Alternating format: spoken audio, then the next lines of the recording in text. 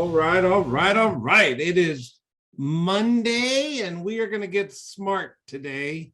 Today is our industry update. Taylor, how are you? I am fantastic, Brett. All right. Well, I need permission to share. Rick Hale, say something smart. We're making everybody smart today. Well, I think virtue of being here in the collective genius makes us all smarter. So before I espouse something to be smart, we'll let that evolve organically. How about that? All right, there you go. Well, let's start off with the hot off the press news.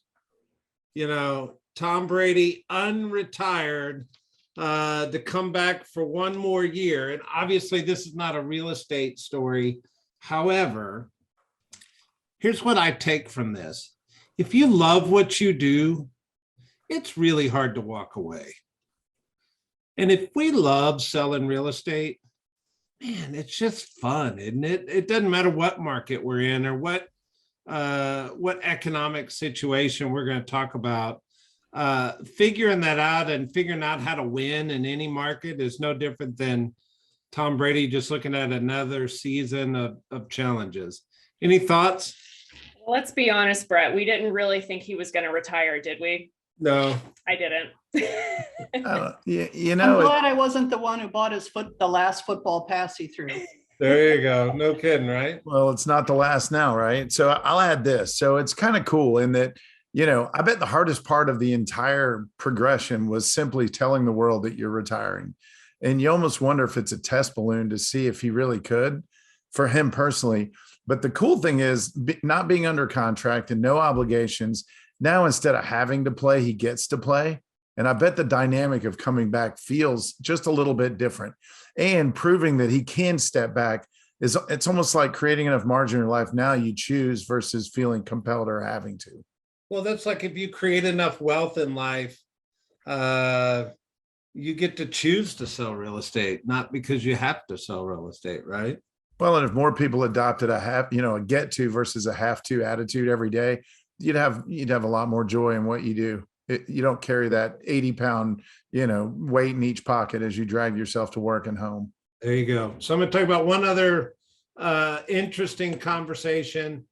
I was watching the Miami Boat Show over the weekend on television, and they're selling these yachts in the metaverse, and people were buying a yacht in the digital NFT metaverse.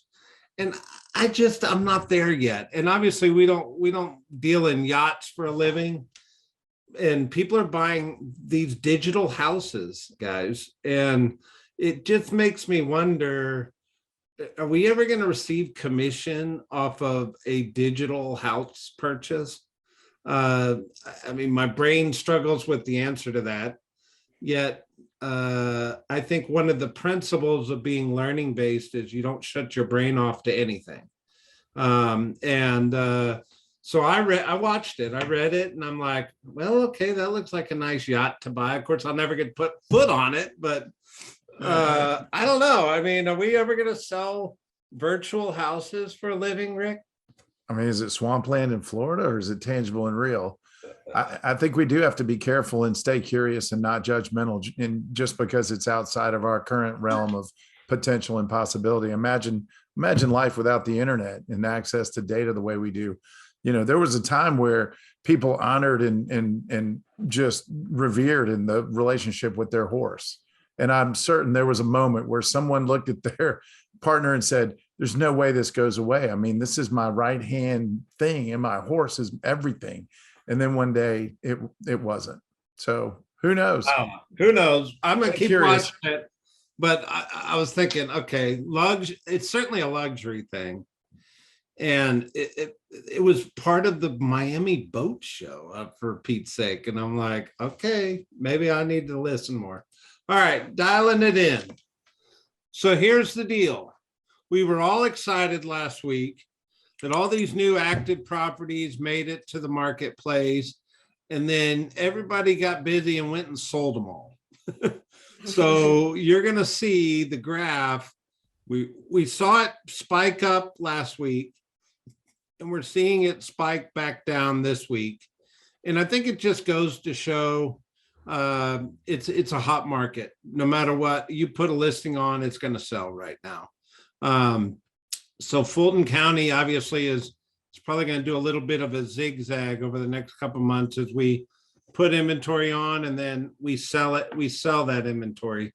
You see the closed, the yellow line, the closed went way up over the last 7 days, which just goes to show, man, we're moving back to those 500 closings per week kind of numbers, and we're on an upward trend there. In DeKalb County, you can see the same story. Went up a week ago, back down this week. We were up from 257 to 323, and we're back down to 283 active listings as of this morning. Stephen, our cyberbacker, updates all these for us. And pendings were 255 and closings were 280. 9 listings expired in the last 7 days. Cobb County, same deal, 300 up to 348, back down to 325. 303 closings in the last 7 days in Cobb County. That's a lot. Almost more active property.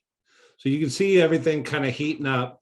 I like to remind everybody, if you go to therealestatestats.com, takes you straight to this website. We kind of blow through the numbers sometimes just to get the story. But if you want to slow down and kind of dive into these and look in the specific areas where you're selling, feel free. What do you guys see?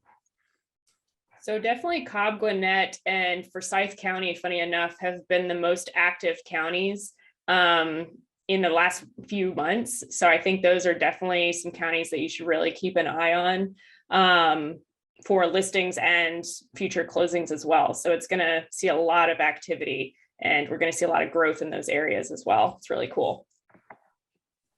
I'd say, the one thing that's important when you talk about statistics is understanding the relative comparison to what's the norm. And so, looking at expireds, I mean, a third to a half is not uncommon in a normalized market where they have to relist, readjust, or simply don't sell. And, we're looking at what, 3-4%. And so that just says, man, it's a beautiful time to be a seller. You can almost sell anything, and the cautiously say almost sell anything. And the other piece of it is often the expireds are new construction that list early in the build cycle, and they simply expire and relist the same house, not because of, an inability to sell it, but that it's not constructed. But we don't have that going on. I think houses, there's a lot going on behind the scenes that don't ever make market if it's in that sector. There you go. So here's the $1 million question this week. Hurry up or wait? It's never a good idea to wait. Hurry up and buy, or wait until the market cools off a little bit. This is the number one story on Inman. And of course, I think the spring market's going to be crazy. I've been calling it the Hunger Games for a couple of weeks now. And we're expecting, nonetheless, I don't think, obviously a war's not slowing it down.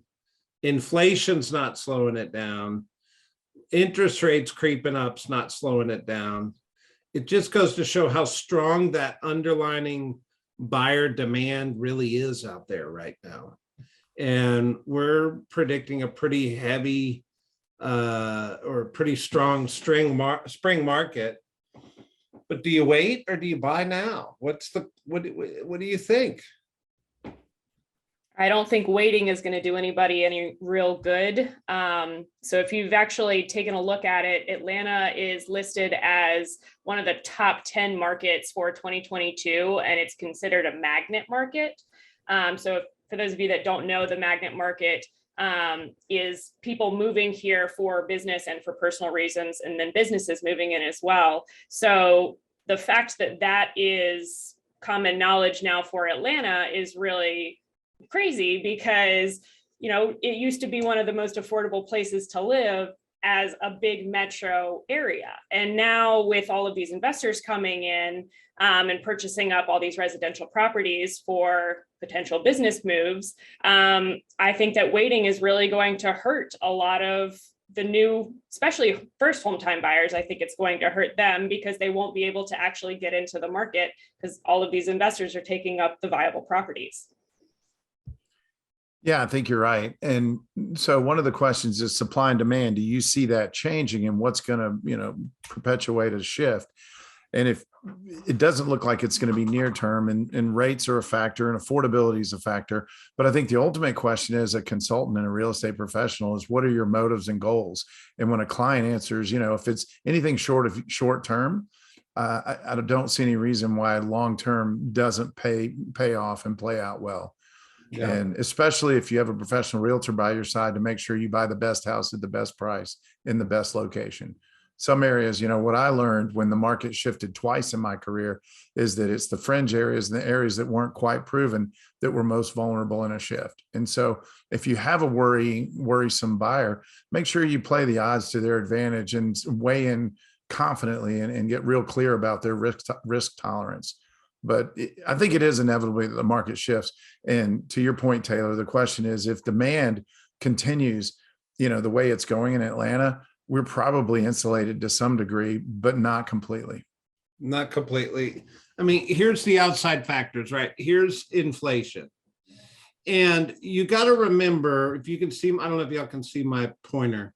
Okay. Inflation's going to have a natural incline to it over time, period. So this goes back to 1987. So no matter what, there should be a natural incline to inflation.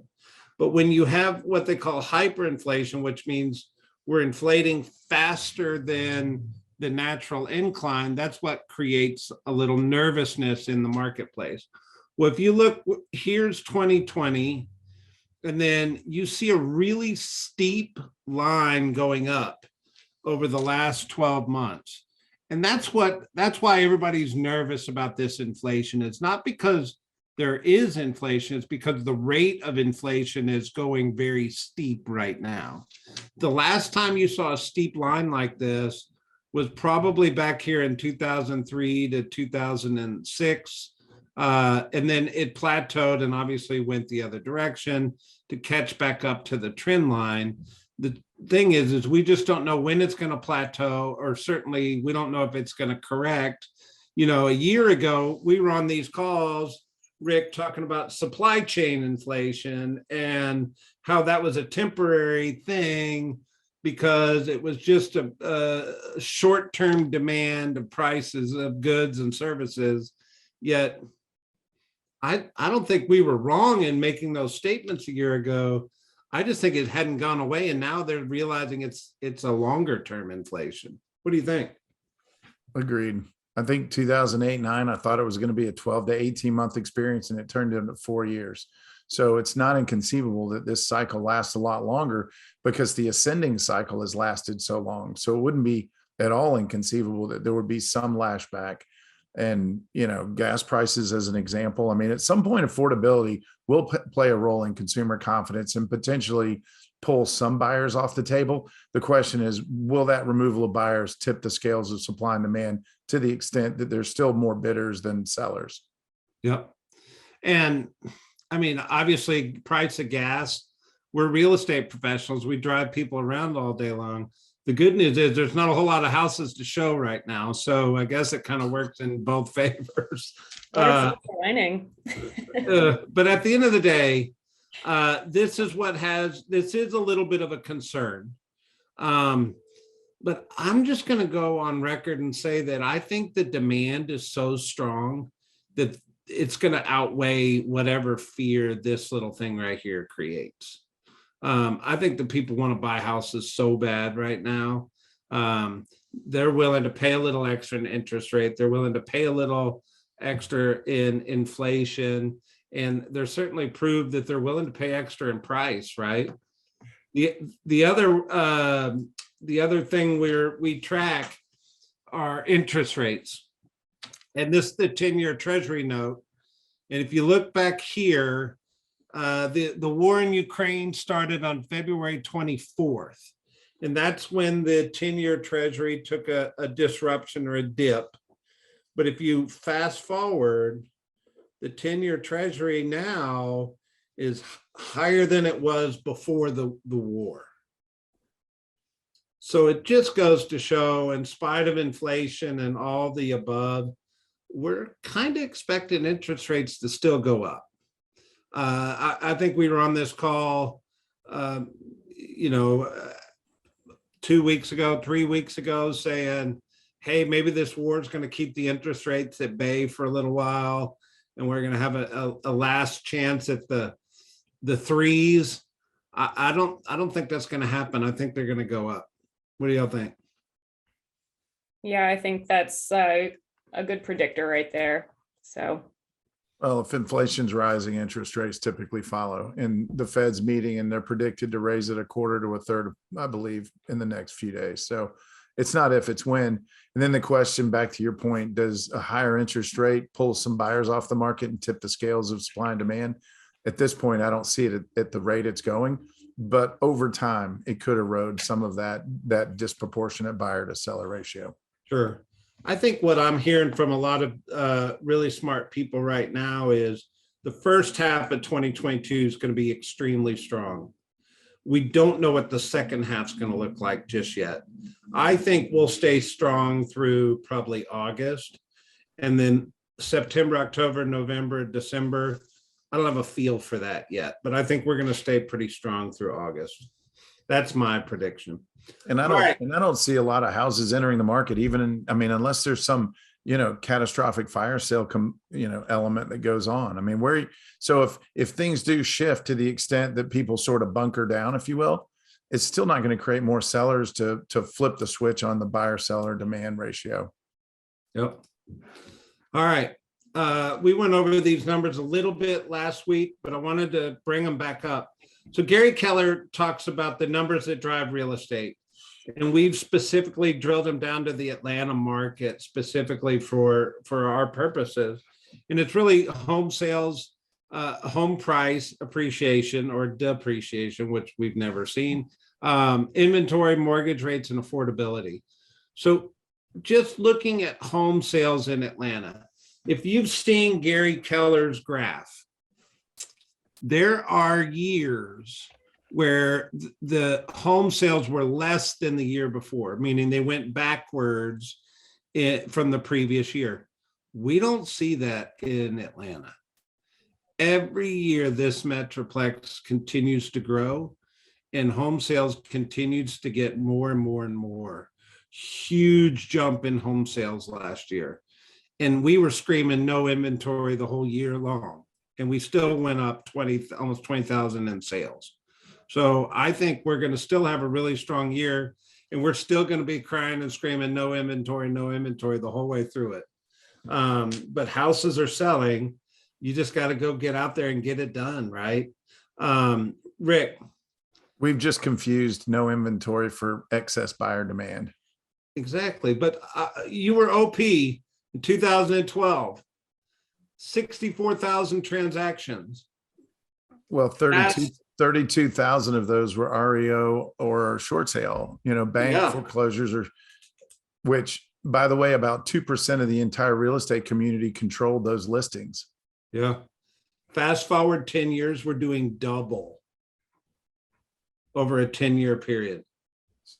It would be a beneficial statistic to overlay. What's the agent count in 12 and 13 versus agent count today? So, what's your unfair share look like, and how much competition is there for that opportunity? But at the end of the day, it's a good story to tell a consumer is this major metropolitan area is continually growing. It's growing by leaps and bounds, and there's no sign of stopping. There's actually signs of speeding up. And it tells a really good story to the consumer from a monthly home sales perspective. You can see the traditional bell curves. We don't know where January and February landed just yet, but very interesting to see where that comes in. Price appreciation. We're at 317,000. Go back 10 years. It was $112,500. So the amount of price appreciation owning a piece of real estate over 10 years is almost 3 times. Now, we all tell ourselves the story. Rick, how much did you pay for your first house you ever owned? 153. There you go. I think I paid 167. But I mean, of course, we should all have kept that house and never sold it, right? We all say that story. But the reality is what we paid at that time versus what somebody has to pay today for the same house. You can't compare them, because look at the amount of price appreciation over a 10-year period. And if this doesn't scream from the rooftops, own investment real estate, I don't know what else does. What would y'all say? I can agree with that, as an investor myself. Well, it just says you tripled your money if you bought an average house that's now appreciated to the average level of that 10-year run. So, I mean, this is a great story to share and tell. The other part of it is that if you own property and you are able to pay it off, you pay a 13th mortgage each month, you pay it off in 23 years, you've got an asset clear and free, plus it's income producing. So from an investor, back to the question early on, should I wait or buy now? The real question is, how long do you intend to hold it? And what's the purpose of the acquisition? Is it owner occupied for personal joy and excitement and family experiences? Or is it strictly investment? If it's strictly investment, it's obviously prudent to be smart about up and coming areas and the ratio of rent to cost and the carrying cost. But as an owner occupied property, I would be fairly fearless in the more popular areas where you would pay a premium. There you It's go. not just for 10 years either, though. We're seeing appreciation in the last 2 years, almost of $100,000 or more in some areas. So it's just something to talk about with your clients, just so they understand what the value of their home could potentially be, not just in 10 years, but also a 5-year appreciation, what that could look like. So they just need to understand what could potentially happen to their property. And you, as the real estate professional, are able to provide that. Yep. Month supply is something we track, but I think we all know it's astronomical low, and it's going to stay astronomically low for a while. Here's the slide that tells the story. So this line right here, this 10.68, this is what national appreciation was last year in the US. Okay. So at 16.5% price appreciation in Atlanta, we are almost 6% higher than the national level, which is just crazy. But going back, you can start to add these together. So if you bought a house 5 years ago, you would have got 7 plus 7 plus 5 plus 9 plus 16 price appreciation. Huge numbers, right? You have to go pretty far back to see any kind of negative number. And it just is, it's another good story why to hold on to real estate, right? Any comments, thoughts? My fair warning would just be, just because we've seen an amazing run doesn't mean the run lasts forever. But if you look at the 100-year trend line, you'll see that within it, there's going to be ups and downs, and it's about the length of time you stay in it and your ability to not sell in a down market and hold out for the obvious return, which is inevitable in real estate. It ebbs and flows, but it always returns, and it usually migrates back to that 3 to 5% trend line. But again, you factor in forced savings, paying down a mortgage, the appreciation, the tax advantages, and the quality of life and security that goes with owning real estate. It's undeniably smart to own it.